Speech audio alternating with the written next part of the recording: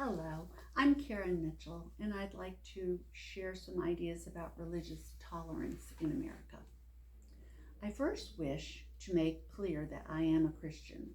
I was taught Christian principles throughout my life, both from the church I attend and from my family. I expect my views to be respected by other religious groups, just as I respect their right to their own beliefs. Faith is a very personal part of our human identity. It's not just the brain and reason involved in developing faith. A person's religion is a personal matter. It's more than being just part of a group. It becomes a major part of a person's personality and is not to be spoken of in a belittling way or a careless way. When the Puritans came to these shores, they were fleeing political persecution based on their choice of religion. Many other groups also came to the English colonies to be free to worship as they chose.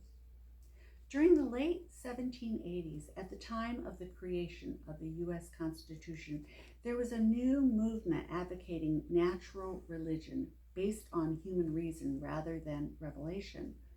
Morality was emphasized, as well as the laws of the universe. Many exciting scientific discoveries were happening, and learned people were eager to shed superstition and religious dogma. This new movement was deism, and some founding fathers were deists. The men who wrote our Constitution put the principle of religious tolerance in the very beginning of the Constitution. The First Amendment in our Bill of Rights starts out, quote, "Congress shall make no law respecting an establishment of religion or prohibiting the free exercise thereof," end quote. Not all of the Constitution signers were deists. There were believers of many religious groups involved in designing our Constitution. I'm sure the trauma their families had endured earlier in history during times of religious persecution in Europe was the reason for this emphasis on religious freedom. I have reviewed the Republican Party platform for 2024. The issue of religious freedom is robustly defended. In their interpretation of the First Amendment, the Republican platform states, quote, "We are the defenders of the First Amendment right to religious liberty. It protects the right not only to worship according to the dictates of conscience, but also to act in accordance with those beliefs, not just in places of worship, but in everyday life. Our ranks include men and women from every faith and tradition, and we respect the right of every American to follow his or her deeply held beliefs.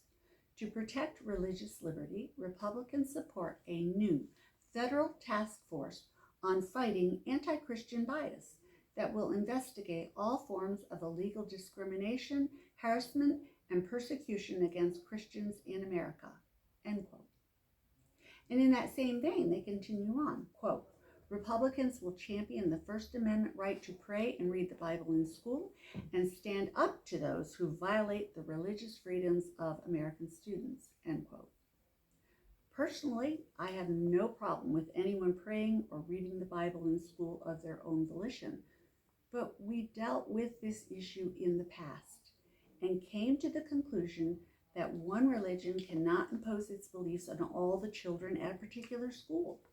So it was decided, through judicial process and by use of laws, that all religious activities would be kept out of schools, so children who were not raised as Christians would not feel excluded or strange or different from the other children.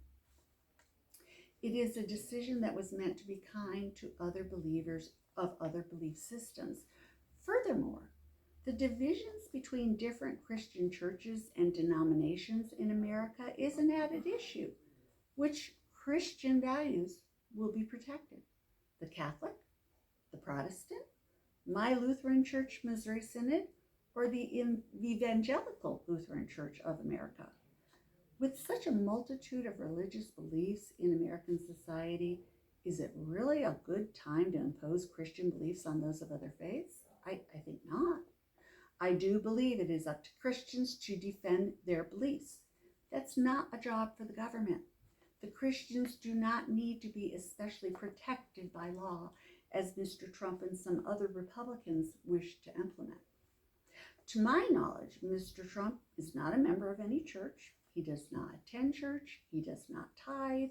He does not read the Bible. And it is his prerogative to do and believe what he wishes.